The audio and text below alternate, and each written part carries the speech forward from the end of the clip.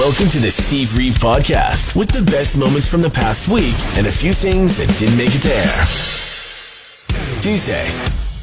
The idea of a new phone booth is really like not one with a phone in it, because you've got your phone in your pocket. You would go into it to have just a space to have a private conversation. And sure, that's what the old phone booths were, but they'd have a pay phone in it. And just the idea of a public pay phone, it's a foreign one now. I'm from the before times. So when I see one now, it is like a trip through memory lane. Last time I saw one, though, was years ago. It was at the Fort Chip Airport. Like, they're not that common. I don't even know if that one is still in existence. But you used to be able to do a thing, and I would use it to play tricks on my friends. It was an instant callback thing. You'd enter a code, and presumably just to test that the phone was working, it would phone the thing. It would ring, and therefore you could trick your friends while going to see a horror movie at the theater, for instance. Tell them a tale about how people have been getting creepy phone calls, and you don't know when it's going to happen, but they somehow know where you are, what phone you're closest to. This is before the Ring even came out. But you'd enter that code. It would be like 20 seconds later. Ring. If you timed it perfectly, friends jumping out of their skin. It was the best. That's a story that really is dating myself. But still, when's the last time you saw a payphone, or even more rare, a full-on phone booth out there in the wilds? Might have seen this video, a viral video of a restaurant moment come across your timeline somewhere on like the phone screen, computer screen, TV screen, one of the screens. But there was some debate with me and my significant other over this one. It's a couple food influencers. I guess you know the type. They're going to eat a ton of different things from one restaurant and tell you everything that they experience as they do it. Somebody's cup of tea, maybe not yours, but this video might be one to catch you because of the craziness of an SUV smashing through the window that they're sitting beside as they're just about to take their first bite, which is why it is suspicious to me on some level. Part of me says there's no way that you would just invent a moment where a car drives into a business like that, especially because it does look dangerous. The table with all the food gets thrown almost out of the shot. The food is everywhere. Glass is everywhere. They've legit got like small cuts and injuries and things from it. So you would think, hopefully, nobody would fake that. Don't do that. But it happens as they take their first bite. Like, what are the chances of something like that happening while you're in the restaurant at all, let alone as you're taking your first bite with the camera perfectly placed? I don't know. I've become a little cynical and suspicious in my time. You let me know if you've seen it, how suspicious you think it is. I mean, also, how delicious the food looks. I want some of that. Pre-broken glass, of course. We're going to see The Conjuring, The Last Rites arriving in early September, and already we know about the movie tie-in popcorn bucket, the latest in the saga, Annabelle edition, the supposed final film for the Conjuring franchise, called The Last Rites, is going to be out, soon enough. But a pair of these competing theater chains in the U.S. and their popcorn buckets are going to be available as of this week. I guess we'll see them on eBay if you're interested. One has Annabelle sitting in, just kind of chilling with you on the couch or in the next, seat at the theater, watching the movie with you, with a popcorn bucket in front of her. Kind of an interesting choice to just include a bucket portion in it, but I feel like anybody afraid of Annabelle is not going to be stealing any of your corn. It's kind of a security thing. The other one, far weirder. Another chain is putting out just an Annabelle doll standing up and hollowed out, and the idea is that you eat said popcorn from the giant opening in the back of the torso, which I guess is kind of weird, kind of creepy, but I guess in keeping with the movies then? I don't know. If you want to be scared, I definitely recommend grabbing yourself some tickets to this one, because I think they're going all out. Wednesday. It's time for Cruz Music News with Steve Reeve. Don't hold your breath for any more live shows from Rage Against the Machine. Don't completely rule it out either, apparently. Tom Morello just recently in an interview on Chicago radio talking about the possibility.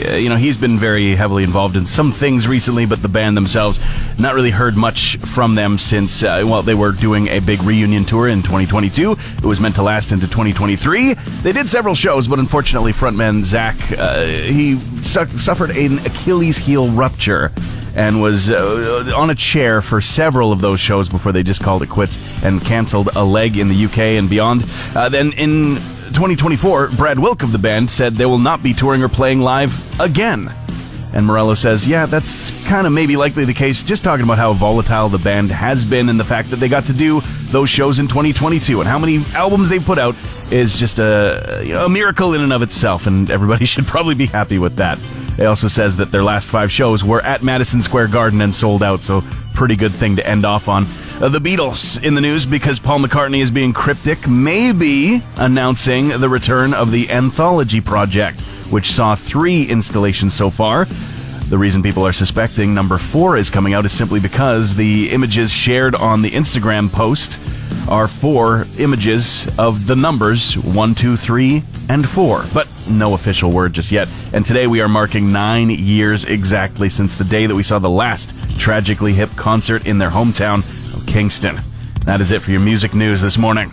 You're listening to the Steve Reeve Podcast from 100.5 Cruz FM. Oh, this is awkward. They certainly had to get the machines ready to go when they had to cut out a fully grown man from a slide at a park in Connecticut this week. Firefighters, I guess, had to keep him cool and calm in this intense heat of the day. Of course, while they gathered the right tools to cut a section of the tube free and give the guy his freedom. The best part, of course, is that the department there took a great many photos to document the event and for us to be able to enjoy.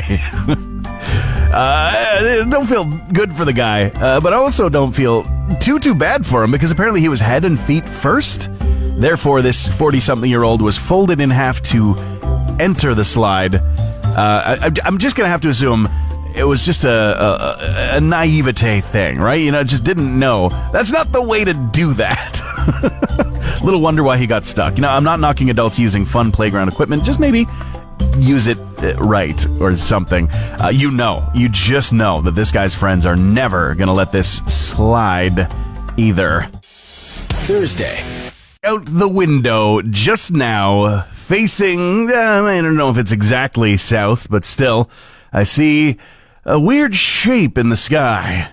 And look a little closer to see birds in the general shape of a V, making their way in that direction. Absolutely not. You get your butts back up here. I don't know what, that can't put a chill down my spine. We are not ready for that just yet.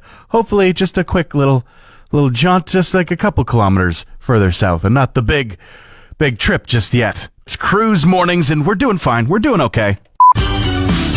Starting off with a story filled with praise from Richard Ashcroft, who has been opening up for Oasis on the Live 95 tour, saying that he's only seen Liam Gallagher on stage, and by that he means that, well, he hasn't seen him having a drink and celebrating, and also adding that he's got much respect for him because every night is an opportunity to celebrate in a way, but the guy has been extremely disciplined, and he adds, I think the fans respect that. They can hear that, they can feel that. Whatever he's doing, whatever his method is, it's working, and I've got 100% respect for him. This in an interview on Virgin Radio just recently. Garbage in the news. They're going to be starting off their Happy Endings tour in September. They said rehearsals have begun, and they have also added that they're unlikely to play many of those cities ever again after this tour. A bit of a farewell, but not with a hard stance, a period at the end. More like a just don't take your chances. Bruce Dickinson also doesn't want to take chances on doing a residency at the Las Vegas Sphere. Says Iron Maiden probably not going to show up there, and added in that it's just not a situation while he wants to do it. The relationship between the band and the audience is what it is, and at the Sphere, he says, as far as I can gather, it's about the Sphere and less about the band, and he says he'd probably be uncomfortable with that. He wonders what any band is doing there for more than just a one-off show. That's it for your music news this morning. We all wish that if we had lost a wallet years ago that we could get reunited with it. Sometimes it's just not so lucky. But for a guy who used to build vehicles, this has been a thing that 10 years in the making. His wallet has been returned to him. I guess he was on an assembly line literally building vehicles, manufacturing for Ford about 10 years ago, and wallet slipped out of his shirt, and they searched dozens of vehicles, but they only searched inside the cabs. They didn't search the engine bays, and that, it turns out, is where it dropped into. And I don't know how many hands have changed in ownership for the vehicle, maybe just one over the 10 years, maybe even several by that point, but nothing had touched where the wallet had dropped in, just wedged between two different components. And it took a call and a visit to Ford and the maintenance repair to find this wallet, and through the channels, Big Red, as his nickname goes, was contacted again. Everything in the card exactly as it was before.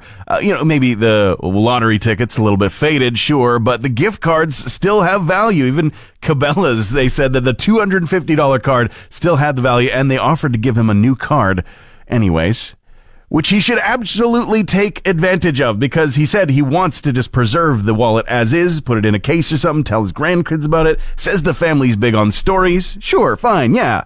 But tell a story and still be able to spend your $250. That's a gift from 10 years ago. Friday.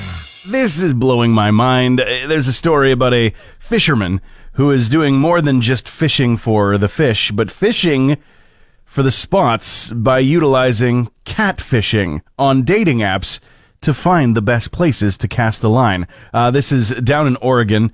It's the secret hard kept by fishers who want to make sure that nobody else is scooping those best spots that they have found out for themselves, sometimes even passed down generation to generation.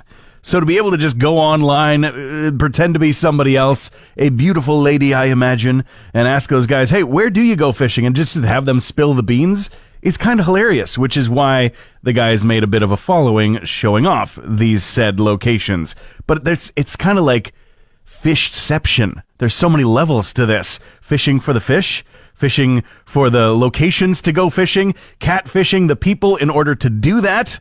It's all kinds of levels. I kind of think this guy might be an evil genius. And he's probably eating well, as long as he's getting the stuff that you can cook up for dinner.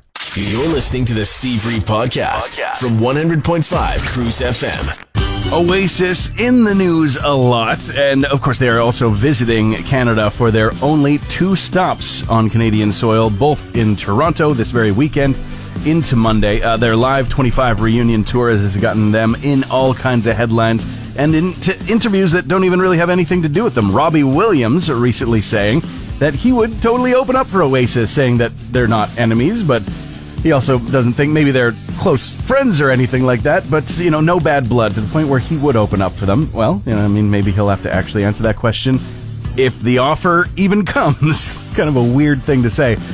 Jane's Addiction going to be continuing along without Perry Farrell after their very public on-stage altercation and cancellation of future shows and future, new music releases.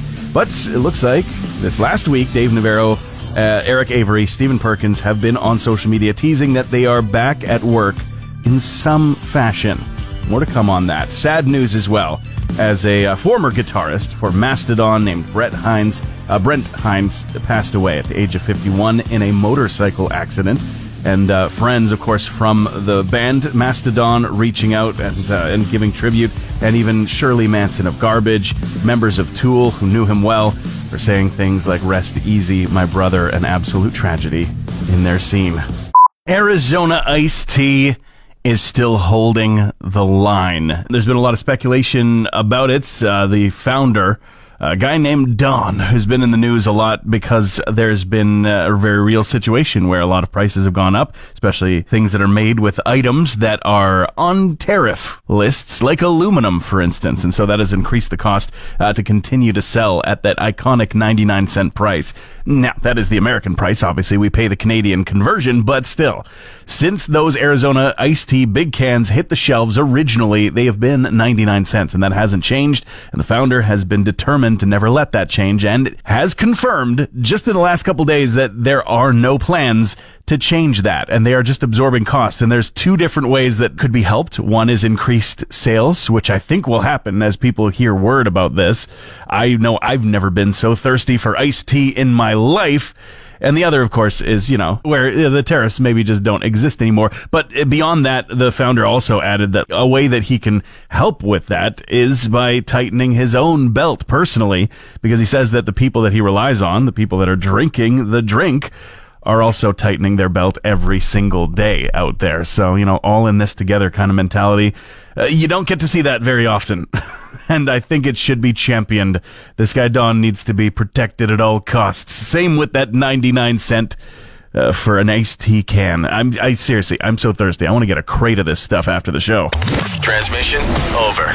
Want more Steve? New podcast episodes happen every Friday, or just tune into the Steve Reeve Show. Weekday mornings starting at 5:30 a.m. on 100.5 Cruz FM.